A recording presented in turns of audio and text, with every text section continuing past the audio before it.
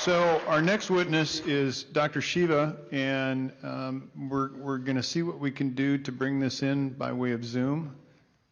And I'm going to turn over the screen to Dr. Shiva.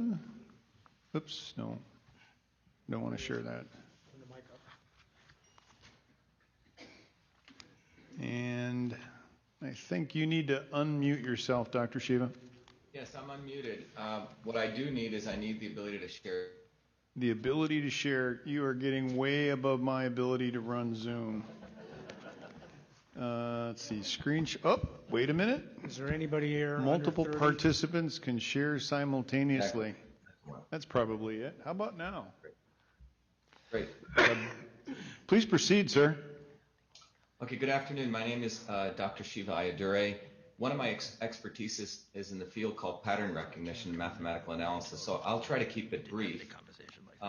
But the objectives of this study were pretty focused to essentially perform an initial analysis on Maricopa County and to identify any anomalies and to provide an explanation for those anomalies. So that's what this today's discussion is focused on. At a very high level, many people probably know these numbers. If you look at the about 2.6 million people are registered to vote in Maricopa County. In this election, 80.5% of them cast ballots, as you can see there. And this is not showing the data for, let's say, the independent or Green parties, but 49.8% went to Biden and 47.6% to President Trump. So that was the reported results from the Secretary of State. The other important thing to note is that just to get one of the important features that you can look at in a election is a distribution of votes by party affiliation. So in this case, there was 35.3% of Republicans who voted, 31.3% of Democrats, 32.3% of independents, a small percentage of libertarians. That gives a total distribution. We'll come back to this, why this is important in this analysis. So what I want to first begin by having people put their attention on this chart. What this is we're literally taking all the data provided by the Secretary of State across the 743 precincts in Maricopa County, and we're literally recreating the election. And there are two curves here. One is the curve for President Trump, which is a red curve, and the blue curve is the curve for Mr. Biden. And as we move from left to right, what we're doing is we're starting with precincts which have low number of votes to precincts which have high number of votes, and we're literally counting the vote totals and summing them up together. When you get to the end here, you get the actual election results. So 49% for Mr. Biden and 47.6% for Mr. Trump.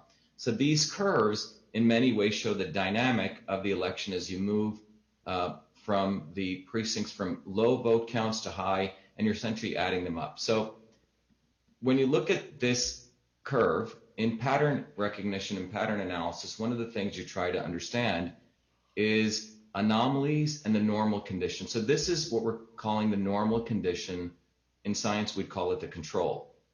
And we're literally looking at two important features. There's a shape of this curve, and there's the sequence and how this curve's developed. So in the analysis here, what we wanted to do was we wanted to see if we can reproduce the curve for President Trump and the curve for Mr. Biden by looking at the demographic of voters based on party affiliation, because that's one of the most easily accessible or one of the most prominent features in an election. So towards this, we initially did a initial analysis of looking at voter turnout in a precinct, percent voter turnout. So every dot here represents a particular precinct, and you're looking at the percent voter turnout in a precinct along the y-axis, and along the x-axis simply the percent registered Republicans in a precinct.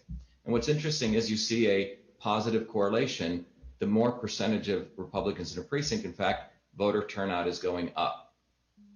Alternatively, when we looked at the percentage voter turnout in a precinct by percent registered Democrats in a precinct, you see a negative relationship. As a percentage of Democrats in a precinct increases, each blue dot is a precinct, you see a negative correlation with voter turnout. And similarly, we see the same behavior in the registered independents in a precinct.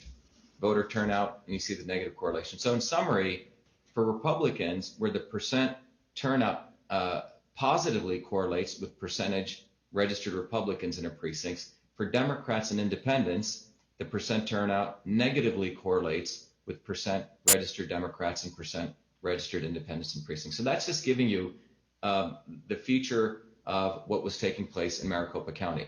Now, getting back to this, we have the capability, the computer affords us the opportunity to do what we call scenario testing. What are the potential scenarios of distribution of Republicans, Democrats, Independents, Libertarians, and Greens, that if you were to look at the potential infinite possibility of spaces, we haven't done all of them, but in the time that we have, what are the percentages of distributions of voters that would give rise to produce President Trump's curve here, and what are the percentages that would give rise of those allocations of Republicans, Democrats, Independents, Greens, and Libertarians to give rise to Mr. Biden's percentage. And the reason we want to do this is to look at the plausibility of these results. Is it plausible that you could have some reasonable distribution of Democrats, Republicans, Independents, Green to generate this very particular slope and these curves to get this net result?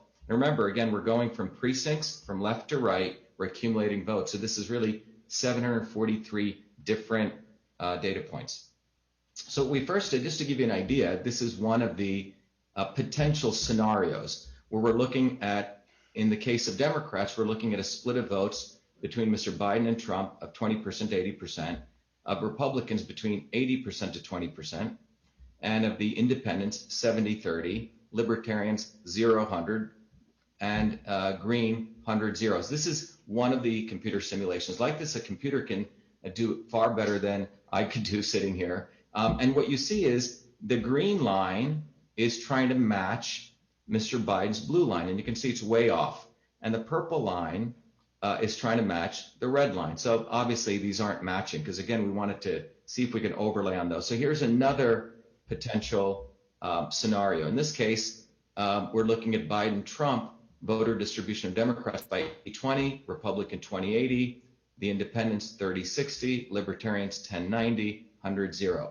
And in this case, the blue line here, the purple line here, is at least nearer the red line, and the green line is getting closer to Mr. Biden. So again, the green and the purple are the simulated versions.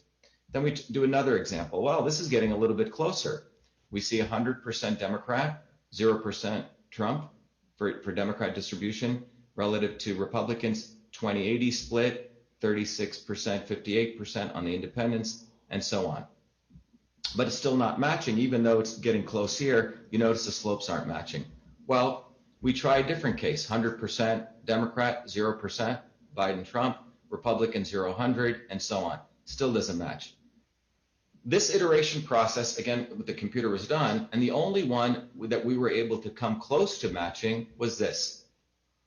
And I want everyone to look at this carefully. So out of all the potential universe, which we've done, and we're going to continue doing this, by no means is this done, we find that the interesting possibility we find here is when the Democrat percentage is 130% Mr. Biden and negative 30% Mr. Trump, and the Republican percentage is 0-100, the Independent is 30%, 58%, Libertarian 0-60, 60-0.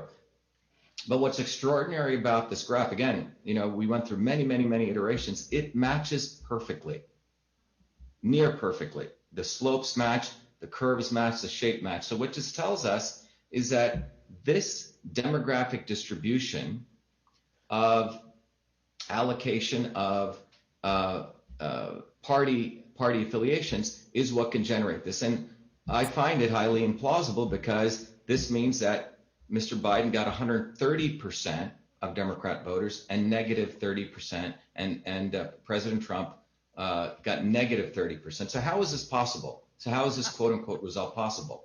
Well, one possibility could be there's a demographic within the independent voters, which is this group here, okay, this 38, 58%. not visible in our model who voted for Biden. Again, we would need to get more access to data, which is, by the way, very difficult to get access to. Another possibility is that Mr. Biden's actual votes were multiplied by 1.3, which is 130%, meaning each single vote Mr. Biden received, each single vote he actually received became 1.3 reported votes. Sort of, there was an increase in a weighting of a vote that was given to Mr. Biden, and President Trump's votes are reduced by that 0.3 or 30% gained by Mr. Biden.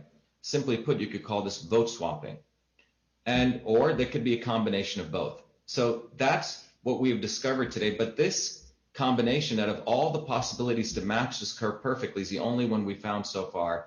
And the demographic distribution that it asserts seems highly implausible. But again, we need to do more research. One is, again, as I mentioned, that there could be certain groups of independent voters that are not visible in the model, or it could be vote swapping, or all three. And I'll end on that note.